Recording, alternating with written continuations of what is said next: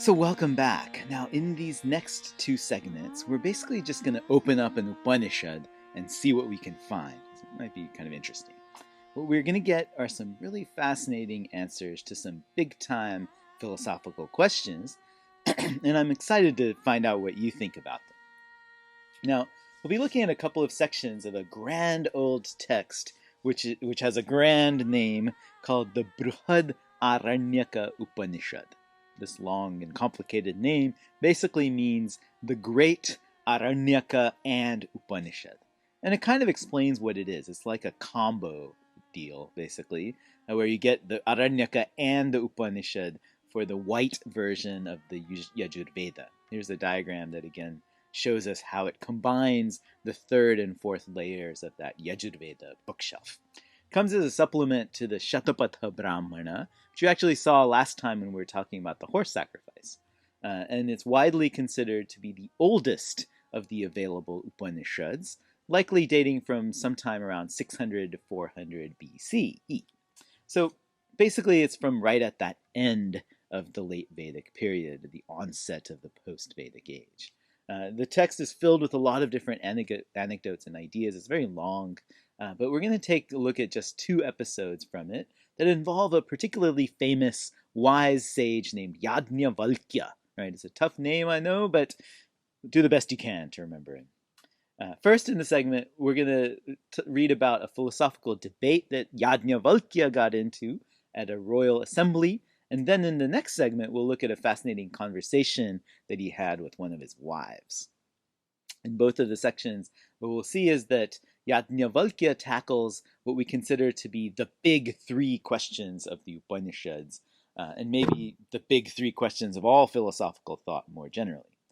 Big question number one: what is true reality? What exists? What is permanent? What is real? Right? Big number two: who am I? What does it mean to be an individual, a person?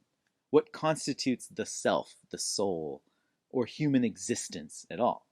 Then big question number three: what happens to us after we die? Yajnavalkya is going to give us answers to questions 1 and 2. I'd like to sort of table this third question until we get to our next session. We're actually going to ask Death himself about that question. For now, let's see what Yajnavalkya has to say about the first two questions. Now, what is true reality? What's permanent in this world? Are the gods permanent? Are they real? Is the physical world real, permanent? Is anything real and permanent?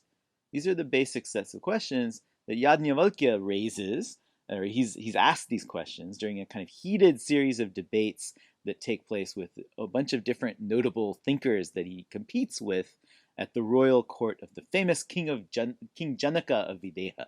You might know him better as Rama's father-in-law in the Ramayana. That's another story. Right? Anyway, Yajnavalkya defeats all of his opponents, and among them there's actually a woman named Gargi Vacaknavi, a philosopher and guru in her own right, who poses some serious questions to him. Let's see how he fares against her. Then Gargi Vacaknavi spoke. "Distinguished Brahmins," she said, "I'm going to ask this man two questions. If he can give me the answers to them, none of you will be able to defeat him in theological debate." "Ask, Gargi."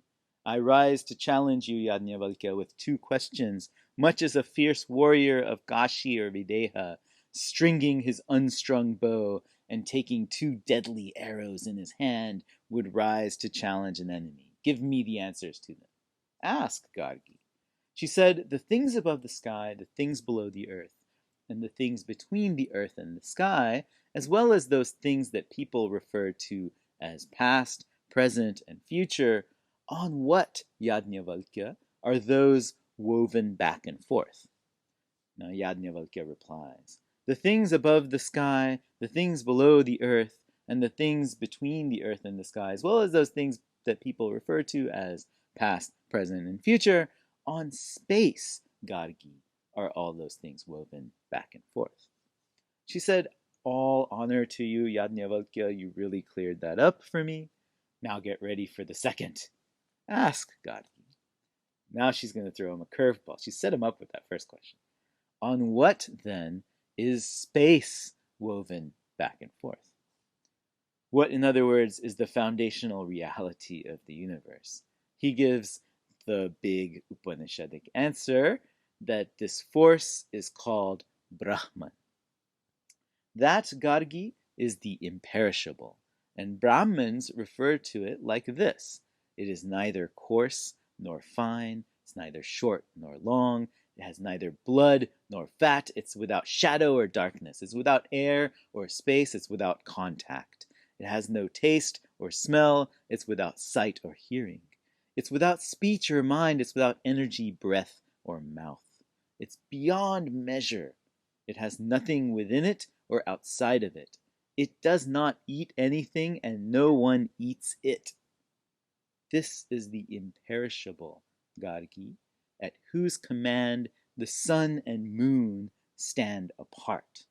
This is the imperishable Gargi, at whose command the earth and sky stand apart. This is the imperishable Gargi, at whose command the seconds and hours, days and nights, fortnights and months, seasons and years stand apart. This is the imperishable Gargi, at whose command rivers flow from the snowy mountains in their respective directions, some to the east, others to the west. This is the imperishable Gargi, at whose command people flatter donors, and gods are dependent on patrons of sacrifices, and forefathers on the ancestral offerings. A lot of things to note here, but here's a couple. One, Yajnavalkya is connecting that ultimate imperishable force called Brahman that's responsible for everything that we perceive. He's connecting it to Vedic sacrificial culture, right? And showing that even the gods themselves rely and are dependent on Brahman. Also note the kind of typical sermon style that the Upanishads use, where basic important truths are repeated over and over again in the same sentences, same sentence structures. It makes them stick in your head, right? Actually reminds me of Southern Baptist preachers in a way. Anyway, he continues his answer by emphasizing the religious knowledge of knowing the imperishable Brahman in order to overcome death.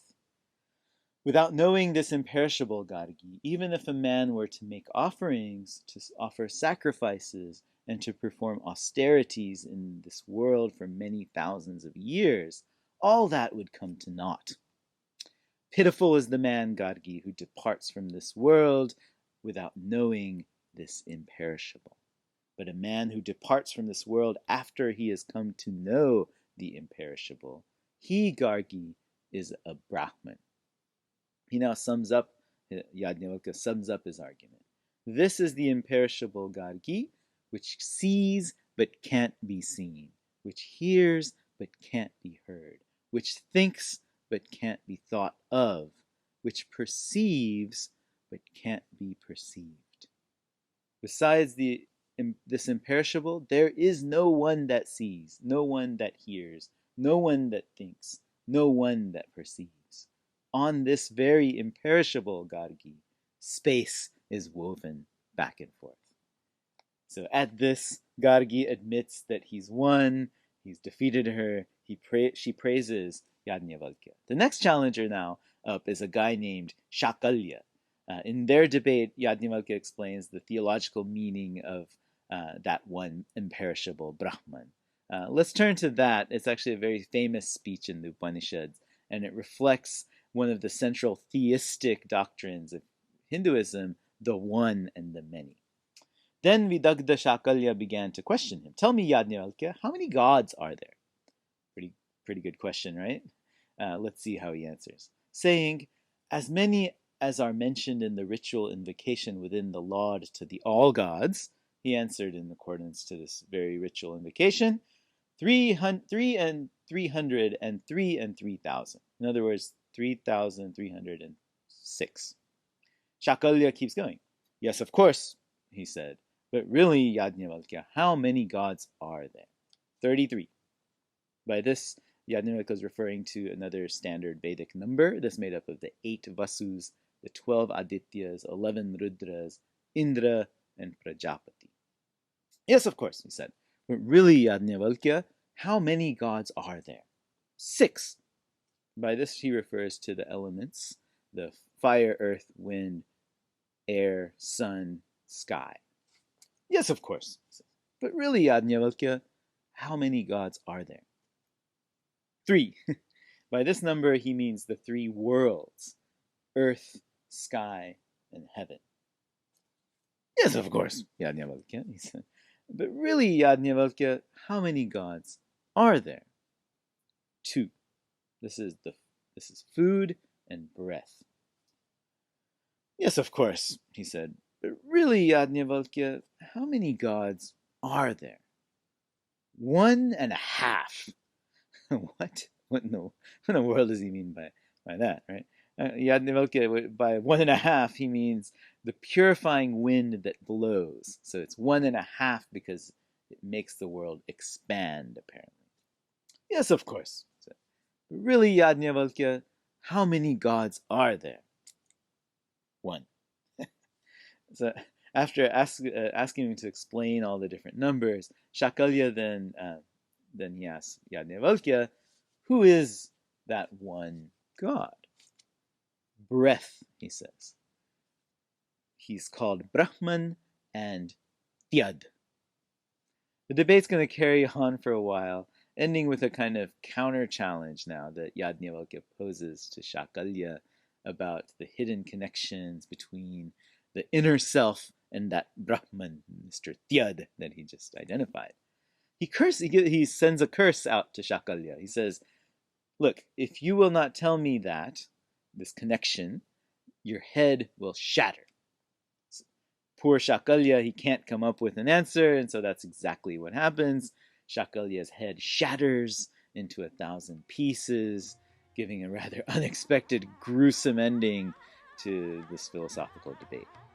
Anyway, while they're all busy trying to clean up the mess of Shakalya's head, why don't we take a pause for a minute and then come back in our last segment to see how Yajnavalkya tackles the second of our big 3 questions: who am I?